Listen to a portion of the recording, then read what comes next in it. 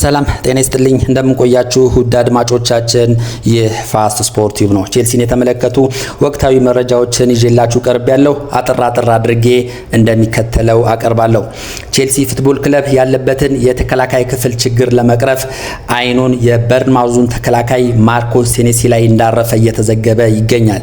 ይህ የበርንማውዝ ተከላካይ በዚህ ዓመት አስደናቂ እንቅስቃሴ ከሚያሳዩ እንግሊዝ ፕሪሚየር ሊግ ላይ ከሚጫወቱ ተከላካዮች መካከል አንዱ ነው። መረጋጋቱ ታክሉ ኳስ ለመመስረት ምቹ መሆኑ ቼልሲ ይህንን ተጫዋች እንዲፈልገው እንዳደረገው እየተገለጸ ይገኛል። ከቼልሲ በተጨማሪ ይህንን ተከላካይ ለማስፈረም ቶትንሃምና ማንቸስተር ዩናይትድም እንደዚሁ ፍላጎት እንዳሳዩና ከቼልሲ ለመውሰድ ጥረት እያደረጉ እንደሆነ ተገልጿል። ቼልሲ እንግዲህ ያለበትን የተከላካይ ክፍል ለመቅረፍ እንግዲህ ተከላካዮችን እያሰሰ ይገኛል። ከነዚህም መካከል ይህ የበርንማውዝ ወሳኝ ተከላካይ ማርኮስ ሴኔሲን ለማስፈረም እንቅስቃሴ መጀመሩ ታውቋል። ቼልሲ እንግዲህ በክረምቱ የዝውውር መስኮት ቶሲንንና ባዲያሽሌን የመሸጥ ፍላጎት ስላለው እነዚህ ሁለት ተጫዋቾች መሸጣቸው ስለማይቀር ሌላ ጥሩ መረጋጋት ያለው ኳስ መስርቱ የሚጫወት ታክሎቹ ጥሩ የሆነ መልካም ባህሪ ያለውን ተከላካይ ለማስፈረም እንቅስቃሴ እያደረገ ይገኛል። በሌላ ዜና እንደዚሁ የፎረስቱን ተከላካይ ሙሪሎን እንደዚሁም የብራይተኑን ተከላካይ ቫን ሄክን ለማስፈረም እንደዚሁ እንቅስቃሴ እያደረገ እንደሆነ ተገልጿል። ከነዚህ ሶስት ተከላካዮች መካከል አንዱ ቢያንስ አንዳቸውን ወደ ስታንፎርድ ብሪጅ ለማምጣት ቼልሲ እየተጋ ይገኛል። በዋናነት ግን ቼልሲ አይኑ የጣለው የበርንማውዙ ተከላካይ ማርኮስ ሴኔሲ ላይ ነው ሲል ዘገባዎች እያመለከቱ ይገኛሉ። ወደ ሌላ ዘገባ ስንሸጋገር የቀድሞ የቼልሲ ተከላካይ የቼልሲ ሌጀንድ የነበረው ጆን ቴሪ ኤንዞ ፈርናንዴዝ ላይ የተጣለውን ቅጣት በእጅጉ ኮንኖታል። ጆን ቴሪ በኤንዞ ላይ በተጣለው ቅጣት ደስተኛ እንዳልሆነ በሰጠው ኢንተርቪው ላይ ተናግሯል። እውነት ለመናገር ኤንዞ ላይ የተጣለው ቅጣት በፍጹም ሊገባኝ አልቻለም። በዚህ የውድድር ዓመት ከቼልሲ ምርጥ ተጫዋቾች መካከል አንዱ ኤንዞ ፈርናንዴዝ ነበረ። ለክለቡ ማሊያ በቆራጥነት ሲዋጋና በቆራጥ ሲጫወት ነው የማውቀው። የኤንዞ ጉዳይ በቼልሲ ውስጣዊ አሰራር መፈታት ነበረበት። በዚህ ቅጣት ኤንዞ ፈርናንዴዝ ላይ በተጣለው ቅጣት ብቸኛው ተጎጂ ኤንዞ ሳይሆን ራሱ ቼልሲ ነው ሲል ጆን ቴሪ ኤንዞ ፈርናንዴዝ ላይ የተጣለውን ቅጣት አውግዞታል። በጣም ትልቅ ጨዋታ ባለበትና በዚህ የውድድር ዓመት ወሳኝ ወቅት ላይ ቼልሲ ከምርጥ ተጫዋቾች አንዱ የሆነውን ኤንዞ ፈርናንዴዝን በዛ ላይ ምክትል ካፒቴን የሆነውን ወሳኝ ተጫዋቻችንን ከሁለት ጨዋታ ውጪ በማድረጉ በጣም አዝኛለሁ። ቼልሲ ይህንን ማድረግ አልነበረበትም። በውስጣዊ አሰራር በመፍታት ልጁን የመሰለፍ እድል ሊሰጠው ይገባ ነበር በማለት የቀድሞ የቼልሲ ሌጀንድ የነበረው ጆን ቴሪ በኤንዞ ፈርናንዴዝ ላይ የተጣለውን ቅጣት በእጅጉ ኮንኖታል። አሰልጣኝ ሊያም ሮዚነር ኤንዞ ፈርናንዴዝ ለደጋፊዎችና ለክለቡ በይፋ ይቅርታ ቢጠይቅም የሁለት ጨዋታ ቅጣቱ ተፈጻሚ ይሆናል በማለት በኤፍኤ ካፕ ከነበረው ጨዋታ ውጪ አድርገውት እንደነበር ይታወሳል። ከሲቲም ጋር በሚደረገው ወሳኝ የፕሪሚየር ሊግ ፍልሚያ ላይም እንደማይሰለፍ አረጋግጧል። ሌላው ኒኮላስ ጃክሰንን የተመለከተ መረጃ እንመልከት። የቀድሞ የቼልሲ የፊት መስመር ተጫዋች የነበረው ኒኮላስ ጃክሰን ወደ ቼልሲ ለመመለስ ዝግጅት እያደረገ እንደሆነ ተሰምቷል።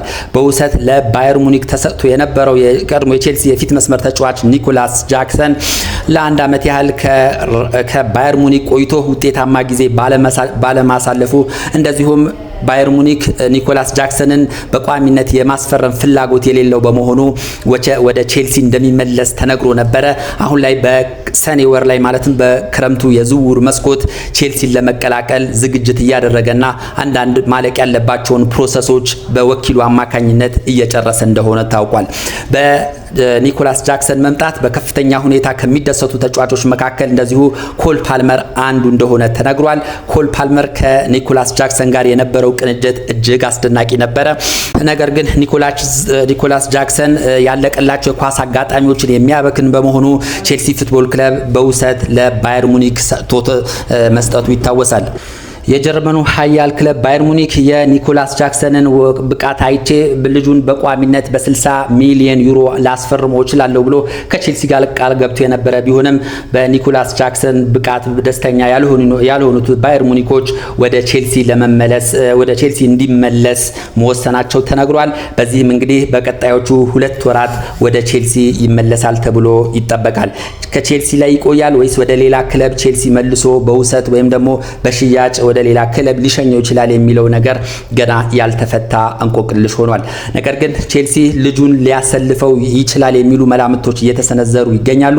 በተለይ የቼልሲ የፊት መስመር ተጫዋች ሊያም ዴላፕ አሁን ላይ ብቃቱ ያናህል ባለመሆኑና የቼልሲ አመራሮችና አሰልጣኙ በሊያም ዴላፕ ወቅታዊ ብቃት ደስተኛ ባለመሆናቸው እንደ እሱን ሊያም ዴላፕን በመሸጥ ኒኮላስ ጃክሰንን ከጆ ፔድሮ ጋር በማጣመር የፊት መስመር ላይ እንዲጫወት ሊያደርጉት እንደሚችሉና ወደ ሌላ ክለብ እንደማይሄድ እየገለጹ ይገኛሉ።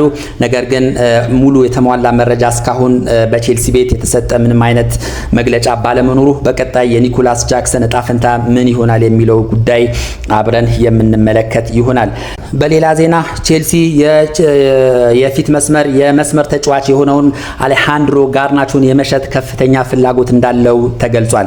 አሁን ላይ በቼልሲ ቤት በቂ የመሰለፍ ዕድል እየተሰጠው ባለመሆኑ እንደዚሁም የቼልሲ አሰልጣኝና የቼልሲ ባለቤቶች በጋርናቾ ወቅታዊ ብቃት ያናህል ደስተኛ ባለመሆናቸው ከቼልሲ ከሚወጡ ተጫዋቾች መካከል አንዱ ጋርናቾ ሊሆን እንደሚችል በሰፊው እየተዘገበ ይገኛል።